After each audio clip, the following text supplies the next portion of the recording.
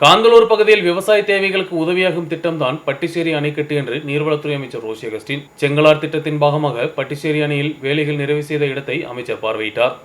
வெயில் காலத்தில் குடித்தண்ணீர் உறுதி செய்வதற்கும் விவசாய தேவைகளுக்கான தண்ணீர் கிடைப்பதற்கும் விவசாயிகளின் உழைப்புக்கு கொடுக்கும் பாராட்டுதான் இது. சுத்த தண்ணீர் உறுதி செய்வதற்கு தீவிரமான வேலைகள் நடத்தப்படுவதாக அமைச்சர் கூறினார். லோவர் சட்டம் மூணார் என்ற புதிய அணைக்கு உடனடியாக ஆட்சிக்குழு அனுமதி கிடைக்கும் என்றும் அமைச்சர் கூறினார்.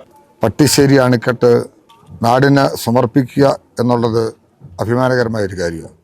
ഇത് സംബന്ധിച്ച് നമ്മുടെ നാടിനുണ്ടാകുന്ന ഉണർവ്, കാന്തല്ലൂര് എന്ന് പറയുന്നത് ഒരു ഗ്രാമം മാത്രമല്ല, നമ്മുടെ കേരളത്തിൻ്റെ പച്ചക്കറി ഉൽപ്പാദനത്തിൻ്റെ ഒരു കേന്ദ്രവും കൂടിയാണ്. ഇവിടുത്തെ ജനതയുടെ ഏറെക്കാലമായിരുന്ന പ്രധാനപ്പെട്ട ഒരു ആവശ്യം കാർഷിക വിള ഉൽപ്പാദിപ്പിക്കുന്നതിനാവശ്യമായ ഇറിഗേഷൻ, അതിനുള്ള സൗകര്യം ഒരുങ്ങുക എന്നുള്ളതാണ്. ഈ ഡാം ഇന്നതിൻ്റെ സിവിൽ കൺസ്ട്രക്ഷൻ പൂർത്തീകരിക്കുന്ന നിർമ്മാണ പ്രവർത്തനങ്ങൾ പൂർത്തീകരിച്ച് കഴിഞ്ഞിരിക്കുന്ന സന്ദർഭമാണ്.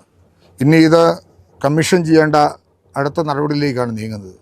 பட்டிச்சேரி அணையின் அருகில் நடத்தப்பட்ட கூட்டத்தில் ஏ. ராஜா எம்எல்ஏ தலைமை வைத்தார். மூவாற்றுப்பள்ளி project circle superintendent K. Balasankar திட்டத்தின் ரிப்போர்ட் வெளியிட்டார். 60.34 கோடி ரூபாய்க்கு நீர்வளத்துறை பட்டிச்சேரி அணையின் வேலைகளை நிறைவு செய்துள்ளது. 1,00,000 கியூபிக் மீட்டர் தண்ணீர் சேமிப்பு திறனுள்ள புதிய அணையிலிருந்து காந்தலூர், கீழாந்தூர் பகுதிகளில் 240 ஹெக்டேர் விவசாய இடங்களுக்கு தண்ணீர் வசதிகள் கொண்டு சேர்க்க முடியும். பட்டிச்சேரி அணை ஒரு கோபசீட் அணையாக வடிவமைக்கப்பட்டுள்ளது. வரலாற்று புகழ்பெற்ற அஞ்சநாடு பகுதியில் மக்களின் விவசாயம் மற்றும் சுற்றுலா தேவைகளுக்கும் பட்டிச்சேரி அணை திட்டம் உதவியாக இருக்கும். நிகழ்ச்சியில் காந்தலூர் கிராம பஞ்சாயத்து தலைவர் சிவன்ராஜ், காந்தலூர் பஞ்சாயத்து துணைத் தலைவர் சந்தியாராஜன், பஞ்சாயத்து உறுப்பினர் பாலமுருகன், திருவனந்தபுரம் சீஃப் இன்ஜினியர் சுஜா, நீர்வளத்துறை சீஃப் இன்ஜினியர் பினோய் டோமி மற்றும் பலர் பங்கெடுத்தனர்.